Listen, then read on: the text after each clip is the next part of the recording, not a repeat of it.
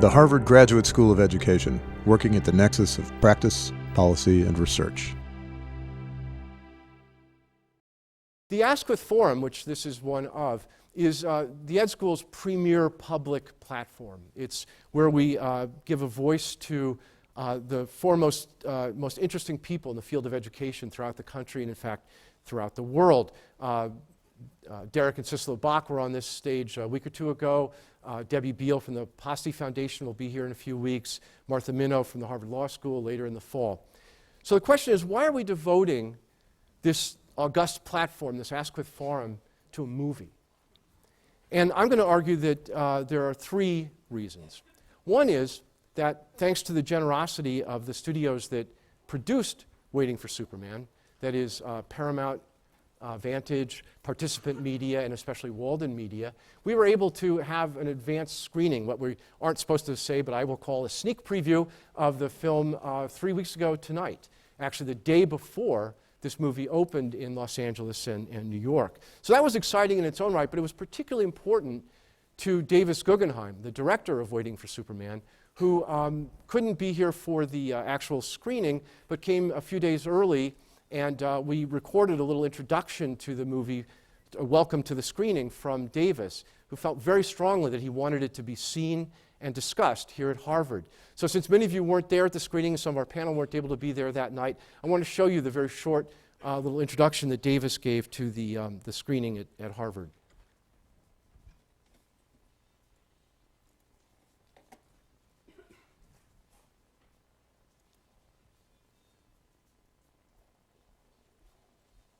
Hi, I'm Davis Guggenheim, and boy, do I wish I could be with you guys tonight in this wonderful auditorium, especially since the roots of my movie come out of the Harvard School of Education. You're about to see one of your alumnus shine. Geoffrey Canada is, in my world, a superhero. And one of the most poignant moments is when he says, when he graduated from the Harvard School of Education, he thought that he was going to fix education in a matter of 2 or 3 years. And it gets this huge laugh, but it also has this poignancy, the idea that, you know, we've been thinking about this for a very long time. We've been discussing, we've been trying all these different reforms, and still we can't get at it. And that's sort of one of the framing purposes of the movie. You know, we have a group of experts who really think about this subject. They study what works. They're very engaged. But the challenge for a film, for a popular movie, is how do you get an informed electorate? How do you bring the rest of the population to be as motivated and engaged as you? And that's why I made this movie, to bring sort of to bring political will towards your direction. So the fact that you're screening this movie tonight is a thrill to me. And the important thing to remember is that getting people into the movie theater is essential. And you can go online to see to our website, Waiting for Superman. You can pledge to see the movie, and to get regular people to go into the theater to see the movie, to be informed, to get to people where you are, where you're already engaged, to continue the discussion, and to get people to fight for a great education for every child in America. So thank you so much for coming tonight. I look forward to hearing how it goes. And I'm so proud that that my movie, my little movie, is playing with you guys with such an impressive, incredible audience. So good night. So the movie was important showing the movie was important to Davis, and as you also heard, there's a direct Harvard Ed School connection with Geoffrey Canada. So that's one reason for this forum. A second reason is that I said the Askwith Forum was a place for the loudest, or at least most interesting substantive voices in education to speak to the country. And I think you could argue that this movie, Waiting for Superman, has in fact been the most prominent voice speaking about education in this country for much of this summer and fall. It actually started back in January when the movie first showed at the Sundance Film Festival, and Variety reported that both audiences and critics were really taken with it, and it won the audience award there. But I think among the cognoscenti, or the literati, if you will, the movie really came to people's attention when Thomas Friedman wrote a very, very laudatory column about it in the New York Times back in August. And then Time Magazine, if you don't read New York Times, maybe you're more likely to read Time Magazine, did a cover story using the movie as a springboard to talk about education. And if you can't read the bottom thing there, you can see this little call out says, can a movie change education?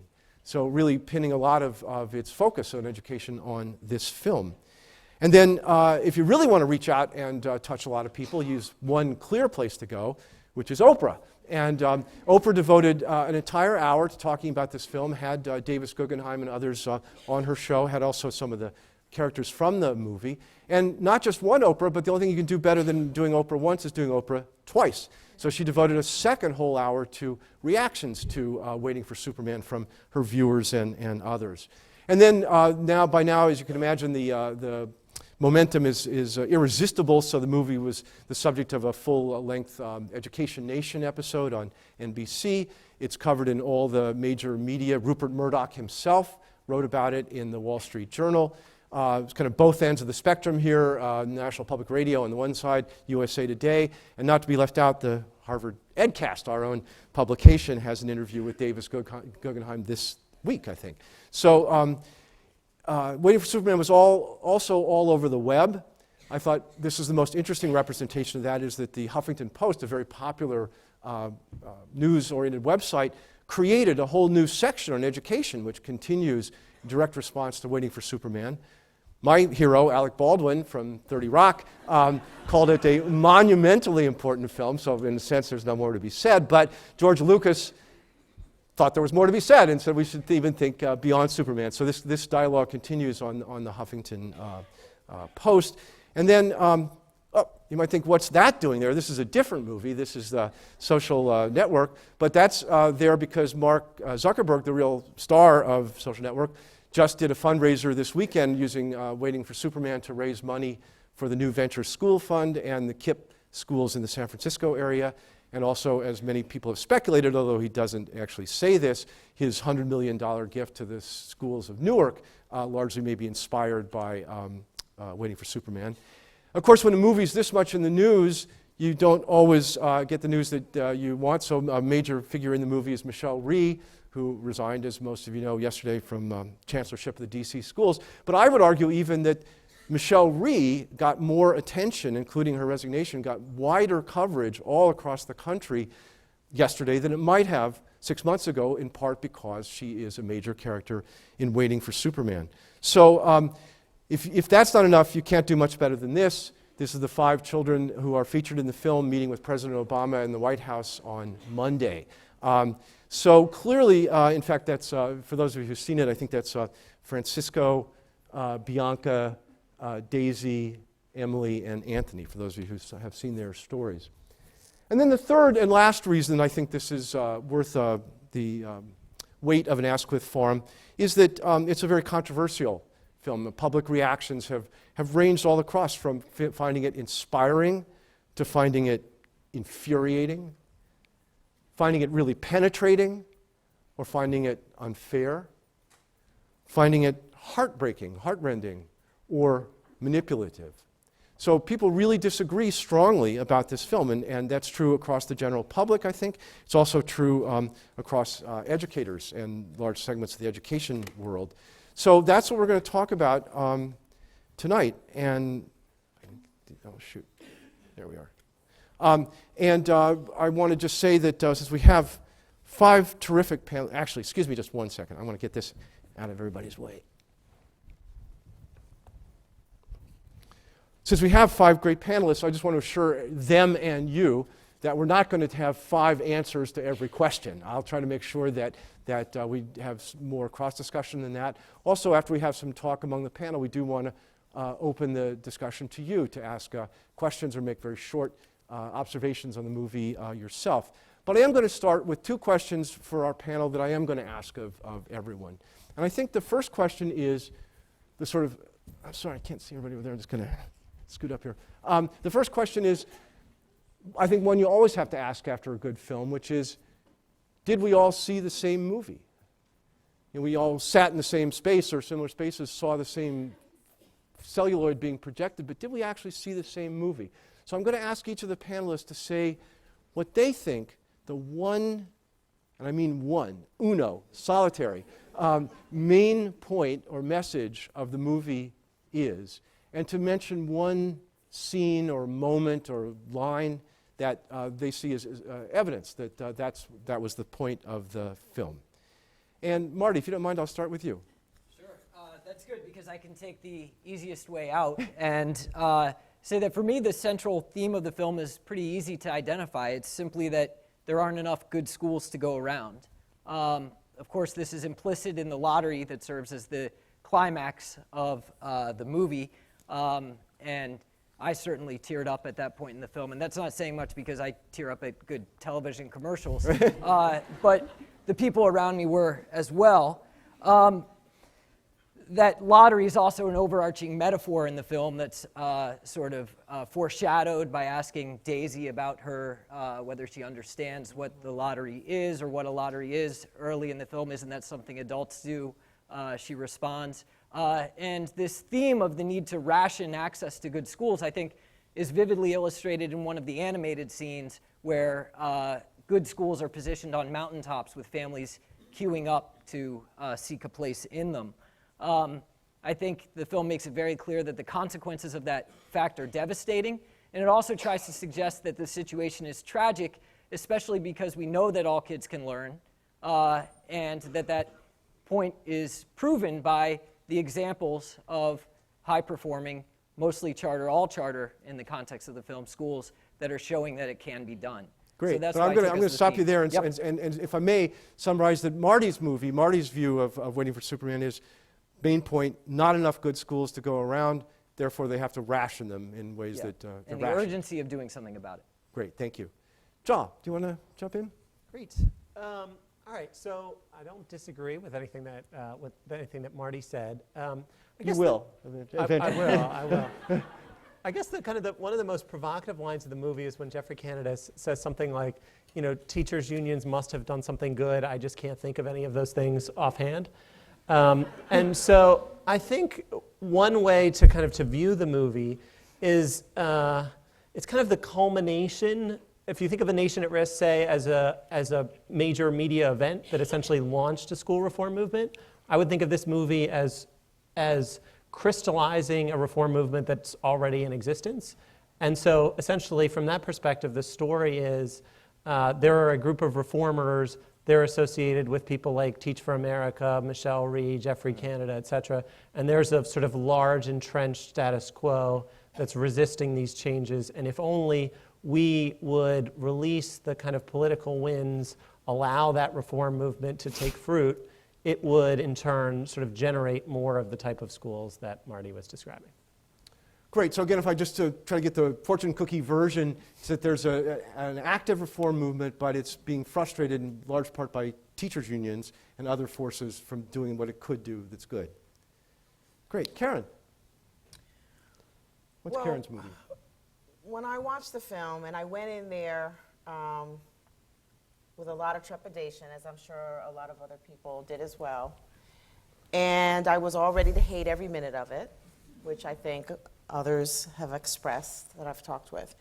But the message that I came away with from that film, which I was very excited about, which is one that I feel like I've been banging the drum to get people to hear for years, is that parents care about their children's education. And that parents who didn't have the best opportunities themselves, African American parents, single moms, parents who maybe had dropped out of school themselves, a grandmother, white suburban parents, all together, that those parents do care. Because I do a lot of work in the public schools around this country. And I often hear those parents, and you can fill in the blank depending on what part of the country you're in, don't care about their kids' education. And it wasn't just those parents. It wasn't just the parents of these 5 kids. Don't forget, I tried to add up. I couldn't quite do it because it was dark. So I couldn't run the numbers together. But if I think about it, I think it was over 2,000 entries into those lotteries. And we all know that those lotteries take place all over the country. So for me, it really said, we've got to stop this nonsense about blaming and really see parents as a part of the solution and not a part of the problem. Great. So despite what you often hear, even in education circles, parents do care about their children's education. That's Karen's movie. Paul. Thank you, Joe. When you ask faculty to make a single point, they often find ways to I have get noticed that, several actually, yes. points in there. But number one, as an education advocate, I, of course, love anything that puts education and public education on the front burner in society, creates a sense of urgency, and this movie clearly does it. Takes a complicated story and, somewhat unsuccessfully, in my view, simplifies it. It tells a story. The main point to me is a fact of life in public education as it stands now, that we have a maldistribution of education services. It's unfair, it's inequitable in the way in which we have it. It attributes the cause of this, I think, to widespread inefficiency and effectiveness in the current system and to the power of teachers' unions to quash innovation and the scarcity, the deliberate constrained scarcity for charter schools. So I don't buy the message, but I think that's the message that Well, comes great. from I'm actually going to give everybody a chance to argue with what they heard as the message in just a minute, so thank you. But the message that you heard then is inequities in the system, particularly the maldistribution of education resources. Is that the right word? Services and Services, benefits. yeah, thank you. And Kate, thanks for being patient.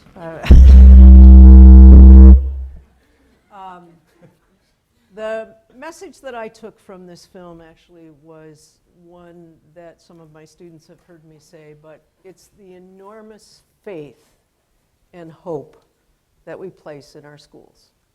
It's so much greater than we place in our government, so much greater than we place in our churches, so much greater than we place even in our communities and even from our neighbors. If you looked at the faces during the lottery, the hope and the expectation that schooling by itself would make an enormous difference in the lives of these children. And every year, come September, when my classes start here, I remind my students, and some of you have heard this before, the day after Labor Day, there's a remarkable event that occurs in this country. And that, if you can imagine, is the kindergartner walking up the steps with the parent, going into this big monolithic school, and the parent saying, "Here, I give you my child." And in so many instances, and particularly in this film, for example, Anthony, his grandmother, is a little weepy about him going away to school. He's going to go to the boarding school, to the seed school. She really doesn't know anything about that school. She may know more about the person who delivers her mail than she knows about the teachers and the principals. And yet, in this agonizing moment, her hope and her promise for public education is palpable. Mm-hmm. Great, thank you. You know, my hunch is that if Davis Guggenheim were here, he'd feel pretty good right now, because I think what I heard was messages about the system, messages about how education in the large works in this country, and at the same time, very personal messages about both parents and kids. And I think my hunch, again, this is not based on special knowledge, is that that's what he would want to have happen in this documentary, that some people would think on policy level, other people would think about the individual characters. But at the same time, there's some tensions in what you said, so let's take it the next step. I'm going to give you each a chance to now respond to the movie that you saw and say whether you think it's a legitimate thesis about the state of education in the United States, whether it's a good thing that more and more people in the public are seeing this film with this message, or whether you'd like to argue with it, correct it, dismiss it. Joel, you want to go first on that? Sure. I was talking about this with my parents last night, both educators, and I was trying to think about, like, how could you talk on a panel? This would be true of any of you. If they make a movie on a subject on which you've taught, several classes at different levels, inevitably you're sitting there watching the movie thinking, well, that's like half true, and at this moment that didn't really feel right, and there's one moment where they just sort of pour knowledge into the kids' heads, which I'm guessing made pretty much everyone in this hall cringe a little bit. And so, but at the same time, you want to respect the fact that the movie makers kind of took a particular angle. This wasn't Dangerous Minds. This wasn't the sort of one valiant teacher. They were trying to convey a kind of serious policy message. So I kind of have respect for their desire and ability to kind of carry that through. Now, my thought is essentially you could tell a kind of a number of stories about why the American education system is not measuring up and kids are not getting the opportunities that we would like them to have. And the movie essentially picks one of those stories, a kind of markets and bureaucracy inefficiency, as Paul described it, kind of story. And it carries that story out in a way that kind of hits you over the head. Made me want to sort of revisit An Inconvenient Truth and see whether I really thought that everything in An Inconvenient Truth was really true. So if I could say kind of one thing to you all about the movie, which a lot of you already know, is I guess I would sort of try to broaden out the picture. So I would add to this sort of the bureaucracy doesn't work as well as we would hope, two other stories, a kind of poverty, inequality, and segregation story, which is a story about essentially if you're in a school which is more than 50% high poverty, the chances of that school being in the top third of the state test score distribution 2 years in a row is about 1/24th of the chances of a school that's in an affluent area achieving that same result. So essentially the fact that schools sit in kind of nested patterns of inequality kind of hamstrings our efforts at school reform. And that story is kind of not told. And then a second story might be a kind of under-professionalization story, that this is a fact that kind of education policy wonks knew, but thanks to NBC News is kind of getting out into the world, which is that, if you look across the PISA data across a series of nations, that the top scoring countries draw their teachers from the top third of the SAT distribution, and we draw our teachers from the bottom half primarily. And so the real question is sort of how could you create a profession that people would choose to enter, and that essentially in the long run would be the path towards greater equity in the system. And as students in my class will know, I don't see these stories as kind of one or the other. You can think that the system is both kind of highly unequal, under-professionalized, and frustrated by bureaucratic forces simultaneously.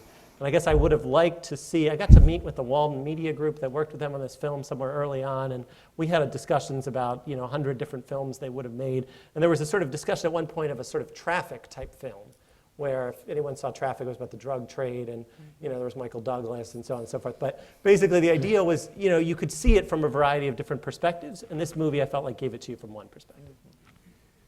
So we'll come back and talk about whether you think that in the end is a service or a disservice. I think that's a real question. But Kay, since you had a sort of optimistic or a positive view, why don't you say whether you agree with what the movie says to the public? Well, I guess I don't. That's my personal view. I think one of the early scenes where Davis is driving by 3 schools that he decides he will not send his children to is a pretty provocative moment for me, because essentially what the film raises is this assumption that what you want for your child, you should want for all children. And while we like to all say that, I know for a fact, and I'll speak personally, I chose to live in the suburbs, to have my children educated in the suburbs. I drive past all sorts of schools when I'm on my way to work. And I, too, choose not to send my child to that school, which speaks, I think, to Paul's point about the inequalities. But more importantly, I think we really need to ask ourselves, and this is a very personal and difficult question, do we really believe that we want a system where all children will learn at high levels? And flippantly, we can all say, yes, of course, we want a system like that. But I really question it. I really question if you can imagine a system where all children learn at high levels. It may not produce the society that we are accustomed to having. And this is an ugly truth, that we need certain people to do certain jobs. We need certain other people to do other jobs. And if you imagine for a moment that we had a system where all children achieved at high levels, what would it do to our social network, our society, and our government? Great, thank you. Well, already there's a lot to follow into both of your statements, but I do want to give everybody a chance to, so Marty, your movie was about not enough good schools to go around and rationed access. Do you think that's a good, a true message, or would you argue with it? So I think that's a message that hardly anyone could dispute, and I think actually it's a message that's already been widely accepted in the American public. So if you look at the grades that people assign the American public schools as a whole right now, they're at all-time lows. This comes out of sort of 4 years of survey work I've done with Education Next, but also in a 30-year time series of for the period over which Phi Delta Kappan has been asking this question of the American public. So you have more than a quarter of Americans now assigning the nation's public schools a grade of D or F, fewer than 20% assigning a grade of A or B. So all-time lows, and this is before Waiting for Superman came out. So I don't think that the sort of message that things needed to change was really in dispute. The interesting thing about the polling numbers is that people continue to assign very high ratings to their local schools, their specific public school in their area. And so that gap between what they assign their community school and what they assign the nation's public schools is at an all-time high. And I fear that the movie sort of reinforced the perception that the nation's education problems are primarily an urban issue. They may be especially severe and important to address in the urban context, but I would argue that many of the bureaucratic dynamics that Jal identified play out in very similar ways in other school systems. Now, the movie did try to make a gesture in this direction by including Emily, the girl in Redwood City, California, which is a predominantly middle-class community in the Bay Area, and arguing that her needs were not being served, that the system was not responsive to her needs as well. But none of the reviews or coverage that I've seen of the movie has brought that issue out.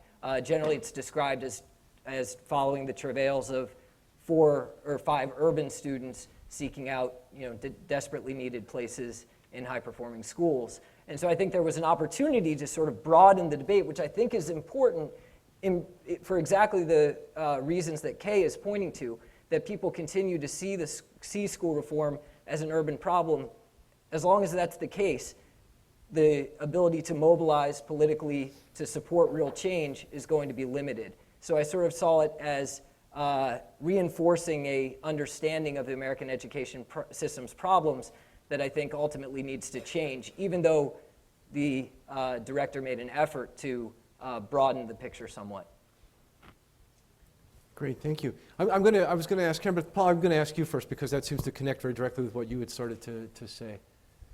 Well, I'm pivoting back to some of the things that Kay and Giles said. I'm a government official. I have responsibility for pre-K all the way through higher education in our university. We are actually trying to construct a system that lives into the ideal that Kay spoke about. It's far out there, and we're a long way from achieving this ideal of having a school system that does for all children what we would do for our own. I happen to think we've arrived at a moment in time where we have an excellent chance of achieving that because we have a convergence between a kind of moral obligation that civil rights advocates have always reminded us that we have to optimize each child's opportunity with our economic self-interest as we move into a high-knowledge, high-skill society, that we have to educate all children to much higher levels if they are to prosper individually and if our society is to prosper. So the question for us in government is, how do we construct systems that deliver on the promise of excellence and equity in American public schools? And I think we sit here in the highest performing state in the nation in terms of educational performance, which we've done, incidentally, in a highly unionized state. And there are no silver bullets. I love charter schools. We have some of the best charter schools in the country in this state, but all charter schools are not good. The distribution is very uneven.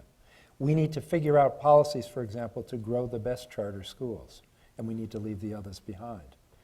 We need to think more broadly. Why is it in 17 years of high standards, high stakes school reform in Massachusetts that we, and leading the nation, leading the world in some categories, that we still have an iron law correlation between socioeconomic status and educational achievement and attainment?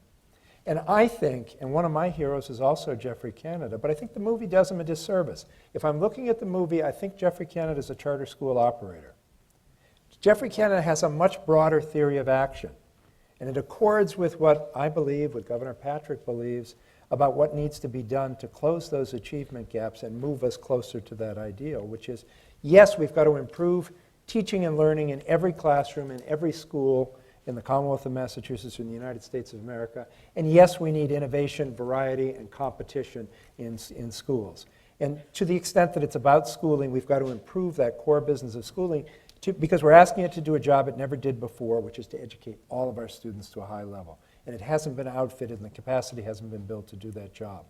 But at the same time, we need to start talking about something we've avoided talking about because we're fearful that it will release us from accountability responsibilities, or it will be making excuses, or it will be implying that socioeconomic status is destiny.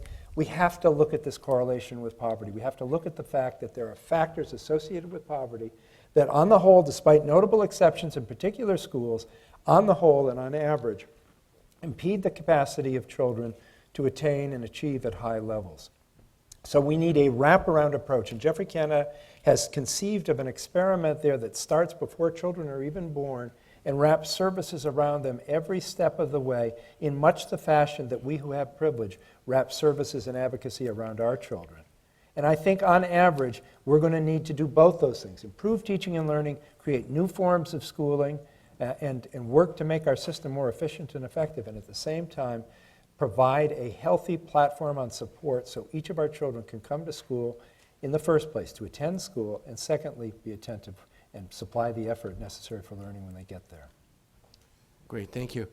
And Karen, you already sort of tipped your hand that your movie, the movie you saw about that parents really do care about their children's education, you said squares with your experience and belief. But say a little bit more about that, or about your assessment of the message the movie is making. Well, some questions that I do have about the movie are the following. So I think about the audience that the movie was, made for, essentially. I think about all of us in the room, probably from perhaps either from a middle-class background or either here at Harvard or going to another school or university, having a decent education, being able to have a dialogue about this film. But I also do think about the families that I work with, first of all, who won't have an opportunity to see the film because where the film is playing currently and how much it costs is probably going to prohibit them from seeing it. So I would really actually like to think about some opportunities because I, for one, would like to talk about what we do next, but some opportunities for them to see it and dialogue about it. But I know that for some families who watch it, the message is very simplistic, and I know everybody's read this and seen it, is that, unions are bad, charters are good. And I'm afraid that for some people, particularly with the crazy political landscape that we're living in right now, that message is going to be one that they take forward, and it's going to be so much noise about that discussions about the issues that have been raised on this panel are going to get kicked to the curb. The questions about the impact of poverty,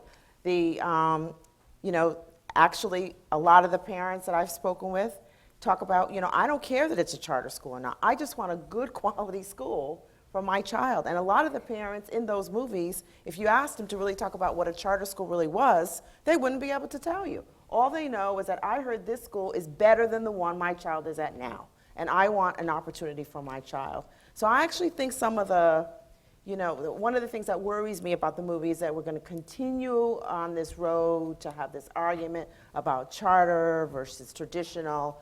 I think it's a diversion, quite frankly. I think that the conversation has to be about quality, and it has to be about access, and it has to be about equity. And as long as we continue to get in that boxing ring, that to me is, deceptively designed, I think we're going to end up not moving forward as quickly or as powerfully as we could or should. Well, terrific. That among other things, points at something that I wanted to take us toward, which is these are very sophisticated, considered views.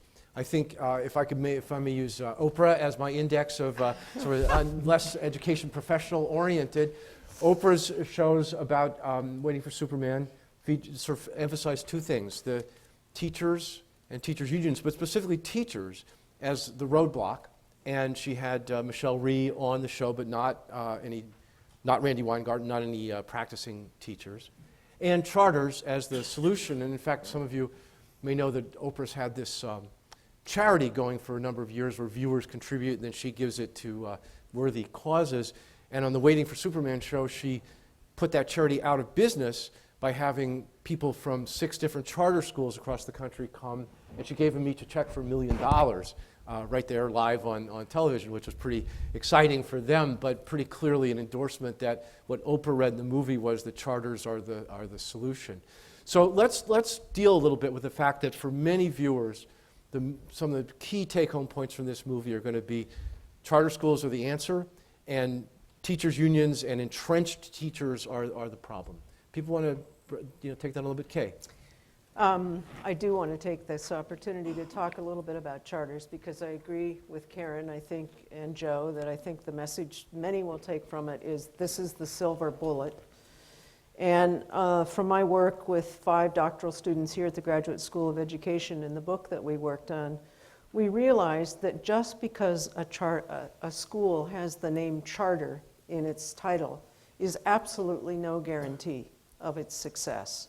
We know from studies and studies, and I get so tired, frankly, of the back and the forth about charters are good, charters are bad. For me, the disappointment in the charter movement is that individuals were given a blank canvas to paint a school, and essentially they've painted the same schools that we already have. And I see it as a real missed opportunity.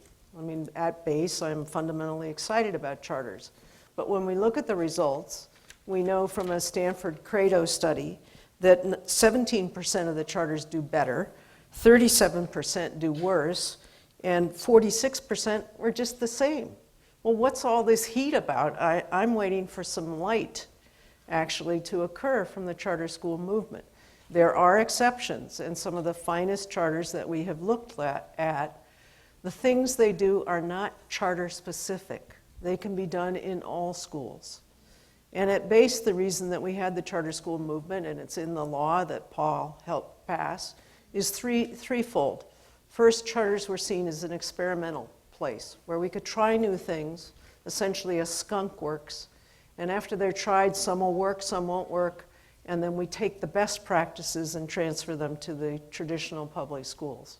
A second reason for charters is what this movie seems to want everyone to believe, is choice. Americans love their choice. All you have to do is walk down the cereal aisle of Star Market, and you see this enormous number of cereals. I mean, we like choice. We like choice in our cars. And fundamentally, do you really think a Toyota is that different from a Honda? But we like the idea of choice. And the third reason that we have charter schools is competition. The theory, as the market would say, is good drives out bad. Well, unfortunately, the existence of the charter school by itself does not necessarily mean that it's good. And I wonder, we're now expanding the number of seats that we have for charter schools in the city of Boston by some 5,000 seats. Will really the presence of 5,000 seats in a charter school cause Carol Johnson to change the Boston public schools? I don't think so. Sure. Well, as someone responsible for that cap lift in Boston, we just passed an important law in Massachusetts in January, Achievement Gap Act of 2010. And it was what we call a smart cap lift. It was designed to grow the best charter schools in the places where we needed the most and to guarantee they serve the kids with the greatest achievement gaps. And doing that in combination with another feature of this law, which was called innovation schools, which really built on what you said earlier, Kay, is that there is no reason, in fact, we see it, we know it, it wasn't present in this film, and I criticize the film for that reason. There are public schools that operate within mainstream systems that are every bit as effective as some of the charter schools that we've seen and some of our best charter schools. I know them, I've seen them, I've visited them. So I would love to have had one of those examples there. But we have challenged the educational establishment with this law. We've challenged management, we've challenged unions to say, you embrace some of the autonomies that go with these external charter schools. You embrace autonomies with respect to budget and schedule and staffing and curriculum and instruction. And really take those someplace. You beat charter schools at their own game from the inside out. Now, we've tried this before. We had Horace Mann schools, we've had pilot schools, and each of those experiments has stalled out for certain reasons. We tried to learn from that and build on that. But to say, to Karen's point, really in the end, it's all about what happens in the classroom between teachers and students. A charter is simply a government document. So if we're going to get over the argument about charter schools, which is essentially an argument about money and control, does it rest within the mainstream municipally controlled system, or is it a widespread hybrid market? There's a lot of resistance to money moving out of the systems.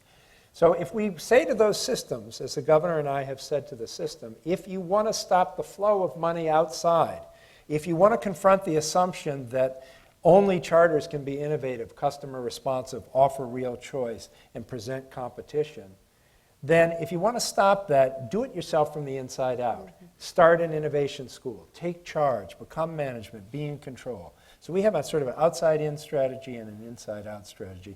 And we think it causes, and if you look at what Carol Johnson has proposed recently, it looks more like a hybridized system with some internal charters, some external charters, some outside providers. We're moving to a system where all schools don't look alike because one size doesn't fit all anymore.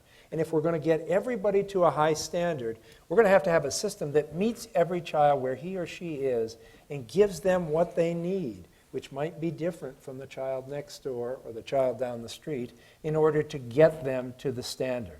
That's what standards-based reform is ultimately about. Great. I want to also be sure we talk about teachers, because you mentioned what happens within teacher and the student in the classroom is really kind of, in some sense, the essence of education, at least for most people most of the time. And yet, if you think about it, I don't know how many of you had this experience, but I've pointed out to a number of people who've seen the Waiting for Superman that you actually don't see any teaching in Waiting for Superman. It's a 2-hour film about education in schools. You meet a few teachers very glancingly, almost all of them from Davis Guggenheim's earlier film, First Year, which is an interesting documentary about the first year of teaching experience in Los Angeles. But you really don't see any teaching going on. You don't spend any time in classrooms. So what is the movie saying about teachers and teaching that people are getting, or we should argue with? Sure. So I think there's a sort of tendency to think that looking within the classroom is the kind of the micro kind of non-policy part of the story, and that thinking about these questions of charters or unions are the sort of serious policy issues. And I think, as your question sort of implies, that couldn't be further from the truth. So essentially, what happens in a classroom is a product of the interaction, as all of you who are here know, the relationship between the student, the teacher, and the content. And so you can improve that in a number of ways. You can improve the content, you can improve the student's sort of motivation or readiness to learn, to speak to Paul's point, or you can improve the teachers. You can either swap out the teacher, in theory, or you can increase the motivation of the teacher to teach, which is a lot of what incentives-based reforms do, or you can increase the skill of what the teacher is the teacher's ability to actually help the student understand the content. And so that was one of the stories I was speaking about, the kind of the under-professionalization story. If we look again sort of cross-nationally, if we look in Japan, since the 80s, they've been getting teachers around a given piece of content, and they've said to each other, how do you teach this content? Not sort of coming down from on high, not 6 layers of government telling you what to do, but sort of working with fellow teachers saying, I tried it this way, you tried it that way, research suggests that this is what works, what will work with our kids, et cetera. And that whole kind of aspect I would sort of tie to this kind of under-professionalization thesis. And that sort of view of school reform is essentially kind of absent in the film. And again, as I said before, I don't think these things are in tension. So you could have a system, as Paul has very eloquently described, a mixed kind of pluralistic system where there are a lot of opportunities to get in, where there are a lot of incentives to improve schooling, but where you take really seriously the kind of upgrading of the teaching and learning of the teachers involved. Marty, you've been trying to get in. Well, I was really trying to get back on the charter issue, because I'm hesitant to talk about what goes on in classrooms. But I will talk about the portrayal of teachers' unions, because I think actually that is a narrative in the story that I would want to complicate slightly, even if I think that there's some truth in what Guggenheim is trying to display, to say. I'd be the last to argue that unions bear no responsibility for the situations that we find ourselves in, or that the status quo in collective bargaining agreements doesn't have some serious problems and represent a real obstacle to change. But I found the film one-sided in that it didn't acknowledge the fact that collective bargaining agreements are a contract that's signed by two parties, and that to the extent that there are problems in those contracts, that the real responsibility, to the extent that we want to find someone to blame, lies with the school boards who are charged with upholding the public interests in collective negotiations, the interest in high-quality schools for kids at a reasonable cost to the public.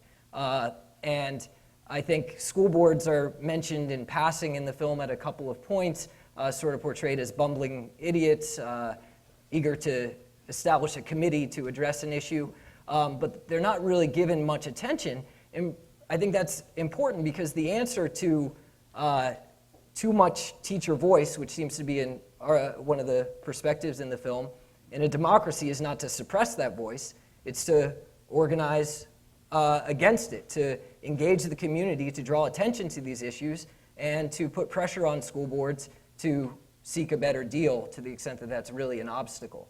And so I thought that that portrayal of the role that teachers play was one-sided in looking at really one side of a jointly determined outcome. Great. Do you want to? Yeah. Well, I just want to say something about, again, going back to reactions to the film and also to respond to some of what my colleagues said. You know, the thing that concerns me, and again, would love to talk to you about what's next, is that this film is being touted as sort of the, as Giles said, the inconvenient truth about education.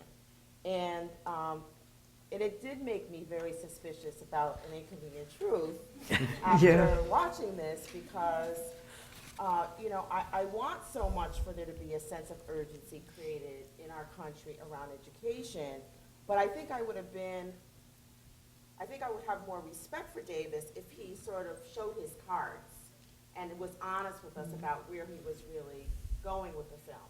I would love to ask him. In fact, the first thing I asked Joe at the end of the movie was, have you talked to him about why he's only chosen charter schools to feature in this? Because it then makes me suspicious of the film because it's not featuring any of the schools that Paul and the rest of us in this room probably have visited. So I think I would have wanted more transparency about what the message is really, because it does make me suspicious. I think it's made a lot of people, I see a lot of people nodding their heads, it's made people suspicious about the message. I think that, as Kay said about the charter movement, I think this may actually be possibly a missed opportunity because it doesn't trouble some of these tensions the way I think it could or should. I don't know if he talked to anybody. I'm not going to look at you because I don't want you to get in trouble. Thank you. But I don't know, you know, if he talked to people, both what people would call the traditional folks and the reformers. So it worries me that the message in here, again, is simplistic, but it also worries me that by not choosing a traditional public school to feature, I do think it waters down the message and makes people suspicious of the intentions or of any message that Davis was trying to put out there to the American public. Can I say something on that? Actually, first of all, I'd say that the Harvard EdCast actually asked him that question directly, the interview that was posted today and that people can find on the HGSE website. He doesn't answer the question directly, but it's progress, I guess. But I have a theory as to why he focused only on charter schools, and that theory is that, and I think it's something we can learn from if I'm right. He's a filmmaker, and as I suggested, he needed a climax to the film, and what better climax than the public lottery? It's not traditional public schools that hold public lotteries. When we have high-performing public schools, access to them is determined by zip code, by exam schools in some cases, or by complex choice algorithms that only the economists at Harvard who designed them can understand. It's very much a non-transparent process. Charter schools are required to have public lotteries. Not only that, they found that it's extraordinarily good politics to rent out the New York Armory, like Harlem Success Academy does, and to build them up as major public events. It's extraordinarily good politics because what it does is it puts pressure on the legislature, on the community to raise charter caps to allow them to play more of a role in the education system. And that's really the source of competition that Kay started to talk to and that I do think we're seeing the system respond to. I'm not sure that Carol Johnson will do anything different tomorrow because the cap's been lifted, but I think Michelle Rhee was the chancellor in Washington, D.C. because a quarter of the students were in charters. And I also think that all the research that we have available that looks at systems that are more competitive, both internationally and efforts to introduce competition in the American public education system, does suggest that school systems respond to that competition by improving their performance.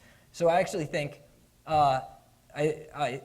Davis Guggenheim is now shying away from the portrayal of the film as uniformly pro-charter, but I actually think that he focuses on charters for a reason as a filmmaker that actually points to a truth about the dynamics in the system right now. Interesting point, and I just have to also add to that. I think that, as I mentioned earlier, I've been a documentary producer for a long time, and every year I have pitched education films to television or movies, and every year the response has always been the same. Nobody wants to see that. Everybody's so glad to have gotten out of school that nobody wants to look at this stuff as a grown-up. And so it's really hard to get education covered in the mass media. And I do think it's true that some of the decisions we're talking about are very much filmmaker decisions to get a film that's provocative and different. But that's also, I mean, that's pervasive in the media with any complex issue. In order to tell a simple story, it's like giving a quote to the evening news. They got to get it in about 10 seconds, and you've got to sum up every aspect of a very complicated situation in a soundbite that they'll take that will be accurate and not get you in trouble. Gosh, that's the world I speaking live in. from personal experience, by any chance yeah, there? personal experience.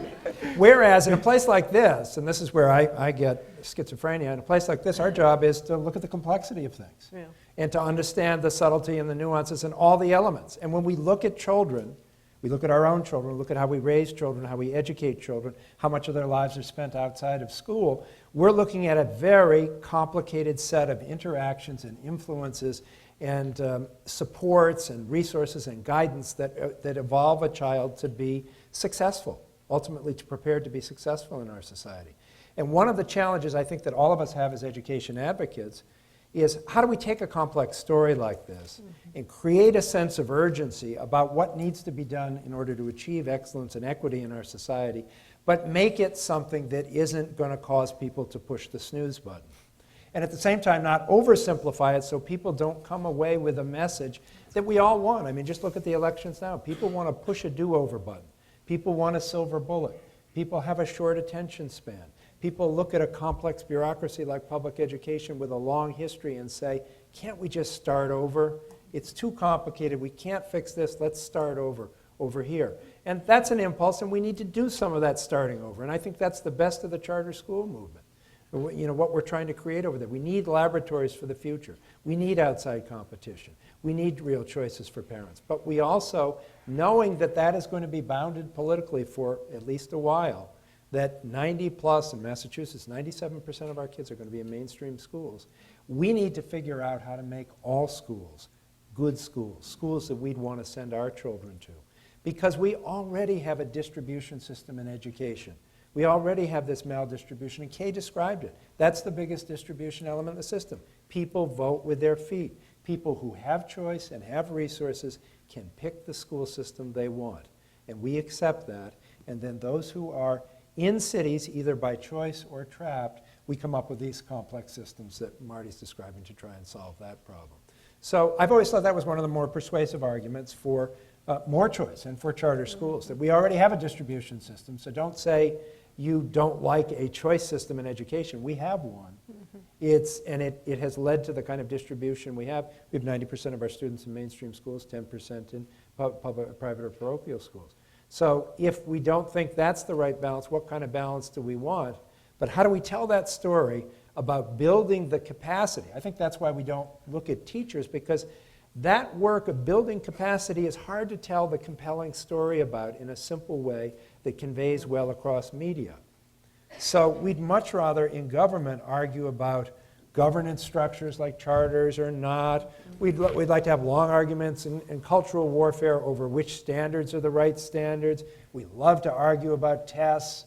We love to argue about English language learners or which way of learning reading is best. Anything that we can make simple and dichotomous, get in our trenches and start firing at one another.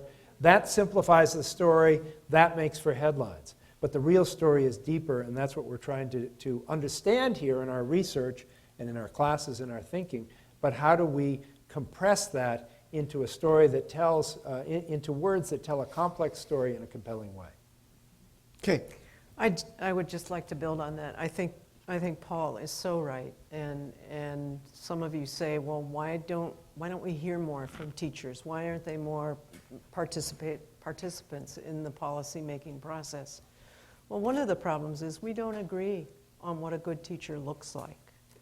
And even if we did, we would have a very hard time producing an excellent teacher.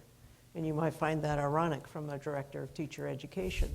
But in fact, it's just as Joel has said, it's this interaction of content, of teacher, and of child that went all the way back to David Hawkins in 1970.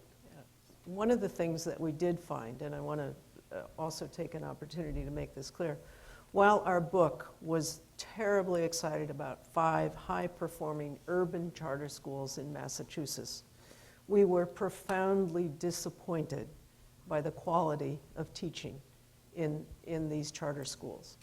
And you can say, well, wait a minute, Kay, you just said you can't tell a good teacher from a bad teacher. I can tell a teacher in terms of the cognitive demand which is placed on students. And we have as an example the Match Charter School, which is on the top of everyone's top 100 list in the Newsweek. Everyone thinks it's wonderful. I get promotional videos about how 100% of their students meet MCAS. And yet their combined SAT, verbal, and math score is under 1,000. And I say to myself, they've taken kids, and they should get every credit possible for taking kids who are way below grade level and bringing them up to grade level. But unfortunately, we kind of pat ourselves on the back and say, great job, didn't we do a good thing? And I would love to see the work of the teacher in these schools move beyond, so that we truly see very high quality teaching. And there are a few charter schools that are doing this. High Tech High is doing it, Francis Parker Charter School is doing it, but it's not across the board. And so charters are a good solution to get kids who are low, KIP, no excuses, chants. My fear is that these kids can chant what the multiplication tables are, but they really don't understand the concept of multiplication.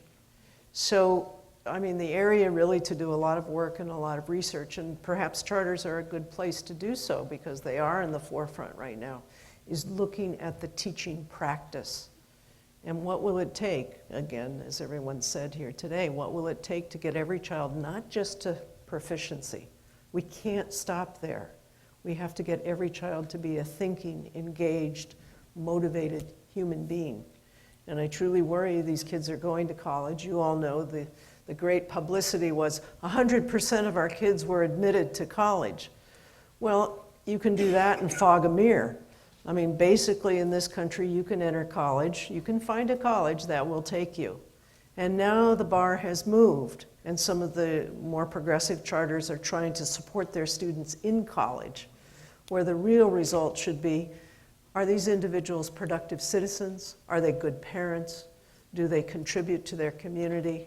It's not even getting into college or even graduating from college, but it's a measure, and I think success is another thing we need to talk about. It's a measure of what does a successful student look like? And that has to do with what you believe the purpose of schooling is. I was going to say that in just a couple minutes, we're going to invite you to come to the microphones in the aisles and ask questions of the panel, or give your own very brief statement about your reaction to Waiting for Superman. So you can be thinking about how you'd like to participate in this conversation. Sure. I just wanted to say one other piece that I think was missing, and you sort of started talking about it when you asked us about teachers. But I was also very struck by the fact that there's no discussion in the movie about leadership. And that and that to me is again a trap that we are falling in this country when all of the focus is being placed on teachers and what teachers are doing in the classroom. Last time I checked, when I was deputy superintendent, I had to go through the principal to talk about change and to talk about reform. And so again, the question is there's some big pieces of the narrative that are left out. But I would love to see more of a dialogue, a national dialogue. It's starting now, but a lot of it seems to be focused on teacher bashing. And there's like I said, a piece of the puzzle is left out, and that's those of us that are responsible for developing teachers, for providing a culture and environment in the school where teachers can learn from each other. One of the things that Kay mentioned was that charters were supposed to be incubators of innovation. Have we, as the leadership, created infrastructure for that sharing of best practice to happen? So to me, there's a big chunk left out of the national dialogue when we only focus on the teacher and forget about all the supports and all the things that go into producing a good quality teacher and what he or she does in that classroom. But let's also recognize that we started by listing quite a number of ideas that are in the film, 5 different views plus some additions. And now, for a while, we've been listing all these things that should have been in the film, that somehow the film didn't address. So I have to say, is it possible to communicate about education with the general public in a way that is honest, rounded, authentic, and sufficiently complex? Or is it, if I try to do all the things that you guys have all listed in a single 2-hour film, it would seem, I worry that it would be impossible. What are your thoughts about sort of communicating with I think you're right about that. I think the question is, though, then what do we do with it now?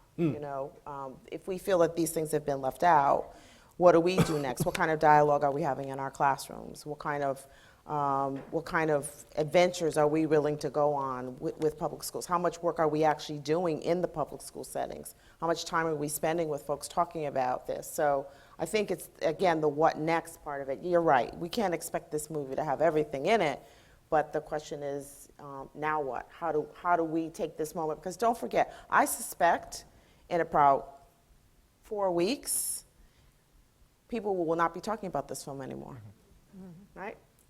The attention span in this country is way low. Don't forget we have elections coming up next month. And so how do we keep the momentum going, I think is a question that I'm asking myself. John? I think it's always a challenge, right? In that when you're making a film or writing a book, in that the universal is in the particular. So the question is kind of which particular do you pick to capture? And I actually think that the movie could have been even better if it had attended even less to the concerns of those of us on the panel.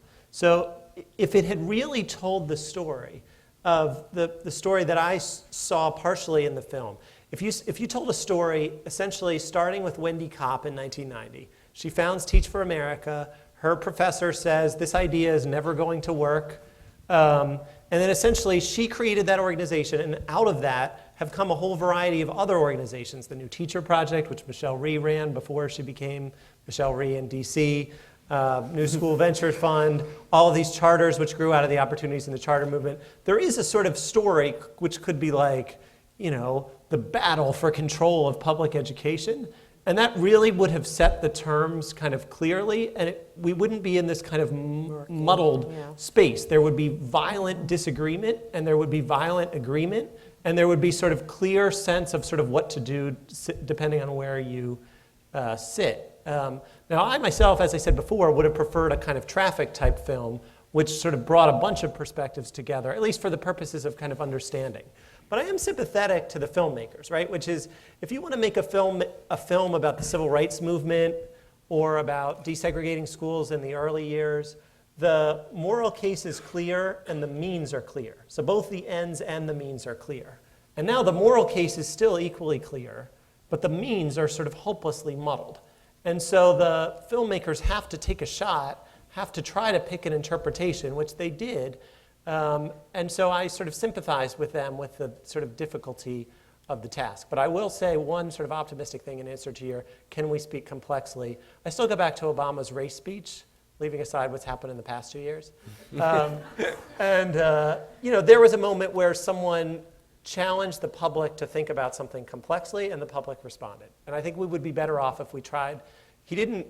There was art in how the speech was crafted. The words were simple, the stories were clear, but the thoughts and the complex was very much, well, this and that, and layered, and this and that. And I think the public actually can, that was my one piece of evidence, that the public can, at least at times, take in a complex story. And I think that a sort of fair number of thinking people came out of the movie saying, yes, but it's not really that simple. Okay, fine, some of these charter schools are good, but like, where are you going to get the people to create so many more? Like, I think my own experience has been always, if you sort of take people and you sort of treat them as very kind of thoughtful responders, that they'll live up to that. Paul, this is not an academic question for you. You Yeah. have to be communicating about exactly this to a public that's going to be voting in 6 weeks. What are your thoughts on? Can you make it? 2.5 weeks, Joe. Sorry. Keep that in mind. Right. But who's counting? God, it seems like it was 6 weeks just yesterday. November 2nd. I think we can tell the story, and I think there are ways to tell the story, and I see this as a missed opportunity. For example, when I saw this actually a long time ago, the first preview was in Martha's Vineyard, and I have a niece who runs a film festival there, and she invited me down to comment on it, and I had a chance to look at it. When it opened up, and Jeffrey Canada was there, I thought, wonderful, this is going to be about this whole challenging theory of action that we're going to have to move beyond the four walls of the school. We're going to have to move beyond the 15 or 20% of waking hours that children spend in school and think holistically about what needs to be done to meet every child where they are and give them what they need to get to success. And success broadly defined in just the terms Kay used earlier. And this is going to challenge the status quo. And you could open with a problem statement that charter schools, mainstream schools, overall performance, looked at internationally, we're not doing nearly as well as we ought to be doing against international competition. We have, in spite of our wonderful performance here in Massachusetts, on average, we have huge persistent achievement gaps. We have many challenges in front of us despite 20 years of very aggressive educational reform and big investments. So there's your problem statement. Then you go to somebody who's got a radically different approach to solving it, who says it's not all about schooling. Yes, we need to improve schooling, but there are other things that we need to think about and take into account about how we support, how we rear, how we care for, how we help achieve health and other indicators with our children. And if we don't attend to those, we have no hope of getting them all to high levels of achievement. And here's how he's operationalized it in all its complexity. Prenatal courses for parents to help them be better parents when they come online. A whole array of social services, health services, following each student as a student, giving family supports, having educators and social workers go out to the field, operating their own charter schools that fit with their own belief system about what needs to happen and empower teachers to do what they think are right for children. Wrapping all that complexity around, which is the way I think of Inconvenient Truth, as a complicated movie with many different little pods. I don't think, in retrospect, about major themes that emerge from that, like unions are bad and all charters are good. I think of it as there are many factors contributing to climate change in our environment. There's some hopeful things on the horizon. Here's what's promising. Here's what you need to think about. Here's what you need to care about. I think we can do it. Kay, can you imagine a movie that communicated the theme that you started with this evening about, based on that very first scene of Davis talking about essentially feeling guilty driving by public schools? Do you think that there's a film in that for the public that would focus attention on equity and other issues that we've all talked about? I'm not a filmmaker. I would leave that to you, Joe, but I think if you did focus on that, not many people would go see it. Well, I don't know, because that's what they said about, Roots, that nobody would watch a show like that on television. That's what they said about Eyes on the Prize, that, something that long and that complicated, who was going to watch it? And, I think faculty here are still using clips from Eyes on the Prize in their classrooms. Nobody ever thought that anybody would watch a series, especially not me, because I don't even like baseball. And I watched that series. So, you know, I think there is a way. I think there is a way that again, I think that Paul's right, that the inconvenient truth, I didn't come away with just this, you know, dichotomy. But I think people would watch it, but it depends on how it's done. But those are all things that people said nobody would ever watch. But nor did Inconvenient Truth lead to a lasting change in public perceptions of the issue of global warming. If you look at polling data on what the percentage of Americans who think that global warming is a serious issue, there was a temporary spike up in some polls, quite large, but it lasted about a year and didn't result in any real substantive policy change. So I think the question is, regardless of what you think about the movie, how do you take advantage of a very temporary opportunity that it creates where public awareness is raised and use it to push an agenda forward? And unfortunately, we don't have agreement on what the agenda looks like. But I will push back, because I think that the reason why you see some of that support going down is because there was a huge response from the other side when that movie came out, because people did get riled up. And then the other side came out and said, well, let's question that. So I'm not so sure it's that the film didn't raise people's awareness, because I think a lot of people now are probably more aware, but I think it actually did its job, because then you got other people coming in to say, well, maybe that's just not the case. So I don't know. Yeah. I guess I don't know why people have backed off. It may be because the other side has done a pretty decent job of throwing some water on the argument. Which suggests, though, that it didn't change the fundamentals of the politics, right? And so I think the question is, how do you use a film to change that? And I don't think we have examples of that, despite the fact that you can capture Americans' attention temporarily with that type of media. But I was going to say also that you're talking largely the policy issue. There's also the individual behavior issue. I think a lot of people may walk around thinking a little bit different, taking a little more seriously things like recycling or fluorescent bulbs or whatever. And I think one of the interesting things about Waiting for Superman is that the closing credits, which you may remember, go on forever, about 5 minutes with a song that's supposed to rouse you, and many, many text messages that are saying, get out there and do something.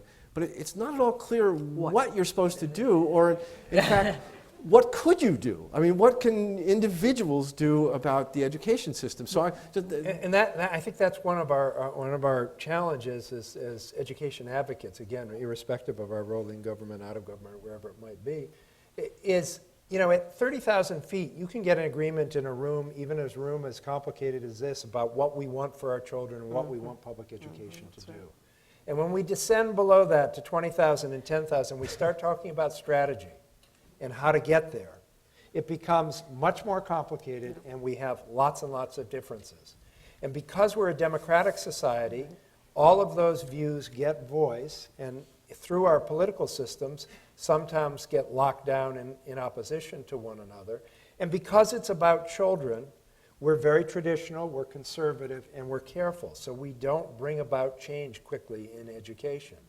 So it is a chronic problem that we have as education advocates to recognize the complexity and yet focus down on some clear levers to pull that will make a difference, even though they don't do everything simultaneously. And the opportunities to do that only come up so often. Occasionally they're created by media events like this, but more often they're created by political events and coincidences in both the economy and the politics in a particular place that give you a moment, if you're ready for it as an education advocate, if you have a plan, if you have a vision, if you have a set of strategies, to push those through that window and get something done. Yeah, so just want to pick up on that real quick, which is, I think sort of asking individuals to kind of resolve the meta debates is a mistake. And I think we could think of the school system in America comparatively as highly decentralized, even given No Child Left Behind. So, you got 14,000 districts, 100,000 schools, 3 million, 4 million teachers. And so essentially, like, sort of each little bit helps. So if somebody works at a community center and they help a few kids learn to read, that's sort of one change. If someone else is part of a political organization and they say, this has been our stance for a long time, we should broaden it out, we should rethink, maybe bring in we've long been against charter schools, but some of these charter schools are a good thing. Or vice versa, we've long been for charter schools, but we really should push those charter authorizers to close down the bad charter schools. I would encourage people to think of this as a sort of problem with many pieces and sort of see which piece you can take hold of and then just try to grow that piece. And then over time, hopefully some of those pieces look for other people who are growing similar pieces and link them up. Great. Again, I encourage people to come to the microphones if you have questions you want to ask or share your own thoughts. And, oh, you were waiting there, and great, terrific. Go ahead then, please. Question I'd like to ask. I'm a teacher, and I've been teaching in the Bronx, and I now teach here in Cambridge. And I was teaching at a generic public school. I now teach at a fancy charter school. And the difference that I see in my students is just test scores and skill. So it's the same demographic, just different levels of training. And I'm curious what is happening so for me it's not like 30,000 feet, it's like 2 feet. So it's me and the student, and I don't know why you're not learning, and it's probably me, but it might be the student, but it's probably something that has to do with policy. What is happening? Can you explain the complexity? You're saying it's complex, and I feel like we're pretty educated, we're ready. Hit me with one issue that's happening on a policy level in the state of Massachusetts. If you could just walk us through that hot mess, as my students describe anything in the classroom going awry, that is a policy that's happening now so that those of us who are in education up close in our face know what's going on.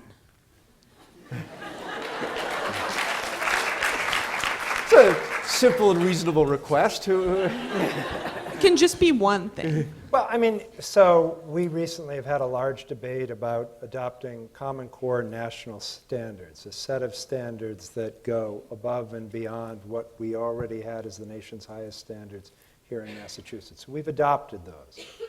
Now, the argument about standards gets very energetic and very divisive, very ideological, and ultimately very political. And we had a long debate, over a year and a half, about that. When we get a policy issue like that resolved, that's setting a goal, that's setting a target. It doesn't achieve a target, it doesn't empower a single teacher, it doesn't make anything happen, it just sets where we're going. The question from a policy standpoint is now how to make those standards real and alive in the classroom. How to help. I mean, the major question, if you look at education reform since we installed standards in 1993, is we fundamentally changed education by creating a new goal. We said it used to be okay to have a bell curve in education of achievement. Now we want all students to achieve at the high end of the distribution. We fundamentally just overnight changed the job of teachers. How do we give them the tools and supports to help them realize that new set of aspirations that they didn't have before?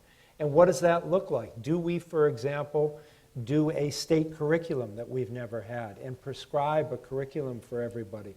Or do we leave that to the bottom up and say, you come up with your own curriculum, we'll measure how far you get and whether you're doing a good job, and if you don't do such a good job, maybe we'll be more prescriptive about telling you how to do it. How do we give you professional development as teachers? Do we offer it from the state level? Do we empower districts to do good professional development? Is it all in the leader in the school to be the instructional leader?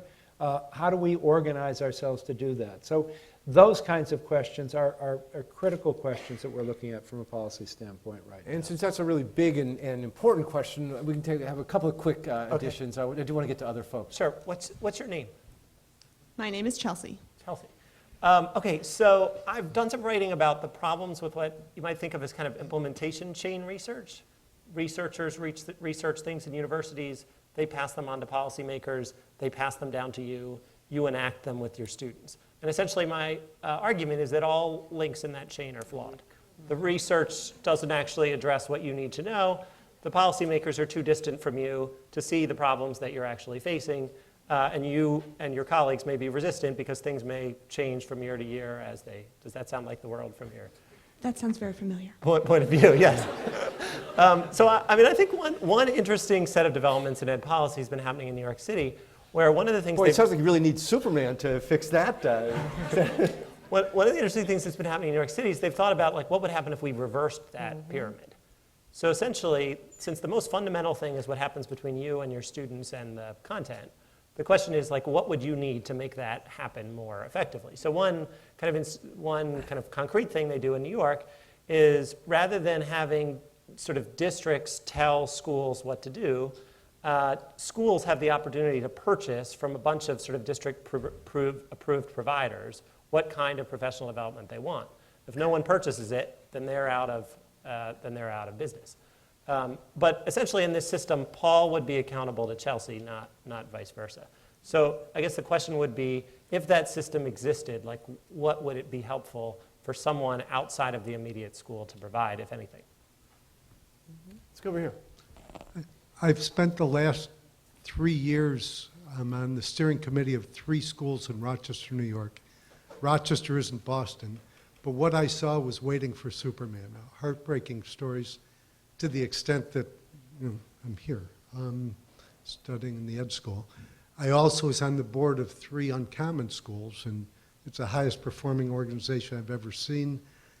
Our kids not only roll their times tables, they understand multiplication. My question, a union contract of 255 pages, which I believe you have, can you run a high-performance organization with that contract? And if not, what can we do to help you get that contract? I guess it's being negotiated now. Get it improved so the kids can learn better. Kay, you have a thought on that? No? I think you I don't think you can. And I think the answer, as I said, is to actually get the public informed about what's in the collective bargaining agreement and what the implications that has for how the system operates on a daily basis. People have contract negotiations are the most private aspect of the governance of public education. In part, that's because negotiations need to be conducted in private between 2 parties, but that doesn't mean there shouldn't be any public discussion or understanding of the issues. So I would point to the example of Eva Moskowitz, who actually was a city council member in New York City and went on to start the Harlem Success Academies that are featured in Waiting for Superman. As a city council member in New York City, she held public hearings on the content of collective bargaining agreements, not just for the teachers in New York City, but also for the custodians, for the principals, and she created Cliff Note versions of these 250-page documents that ran to about 5-10 pages that covered the aspects that she thought were important. Then she held hearings, had them discussed, and actually enabled Joel Klein in New York to make a good bit of progress, I think, in addressing some of the more problematic aspects of those agreements, dealing with the assignment of teachers to schools in particular. So I think one answer, so I agree with your concern, and I think the answer again is to get the public more involved. Is there no Eva in Boston? What's that? Is there no Eva Moskowitz in? Well, there's the Boston Parent Organizing Network, which is doing this very thing, which is a group of organized parents who are working with the district. And, you know, this is the other thing. We act as if this has never happened anyplace. I mean, we do have districts where there's been interest-based bargaining between the union and the district. Look at Montgomery County. You know, I find it very interesting that Baltimore just got a new teacher contract approved with a lot of the things in it that have been so contentious in other districts, but not a peep anywhere in the national media about it, because, you know, they very successfully were able to do this sort of interest-based bargaining. So it's not that we don't know how to do it. And I do think it's very unfair. Again, we do this either or, there's no and. So again, there are groups around the country, a lot of the community, you know, we haven't talked about organizing, but I would love to see perhaps maybe this film be used as an organizing tool. Maybe that can happen. But there are parent groups around the country who have been pushing and trying to get a lot of information out there for families so that the consumer is involved and can put pressure on both parties, not just on one or the other. Mm-hmm. So I was going to say, we were scheduled to run until 7. We have such a great turnout and people waiting to ask questions.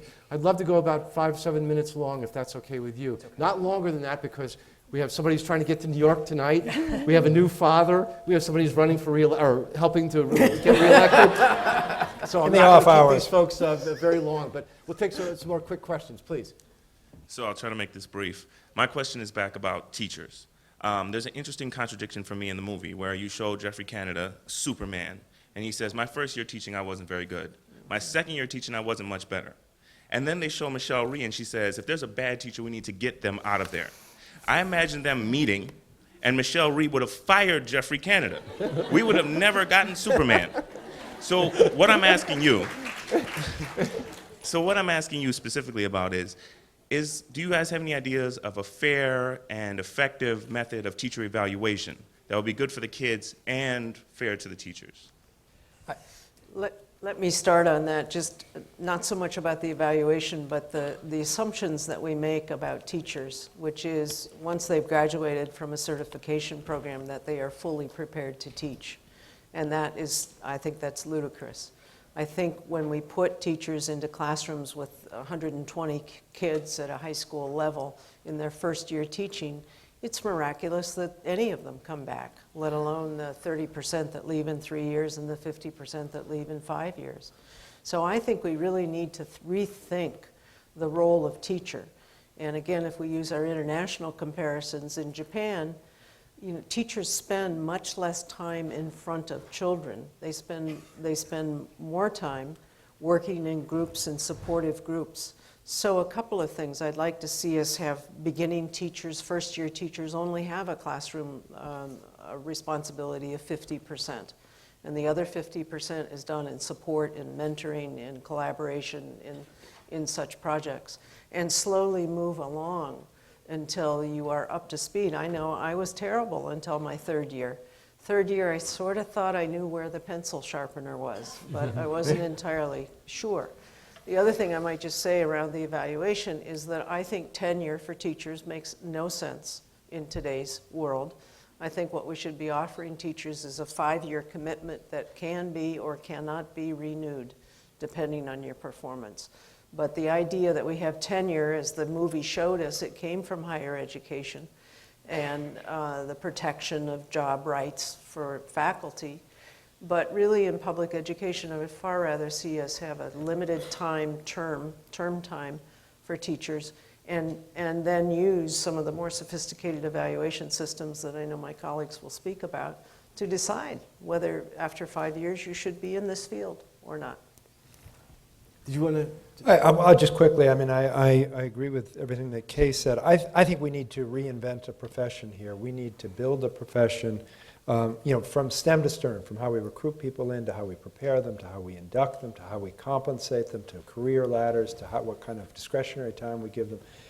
There are a whole variety. This is a classic example of a complex policy question and how we fix the situation we currently have. 80% of our budgets are spent on teachers in public education.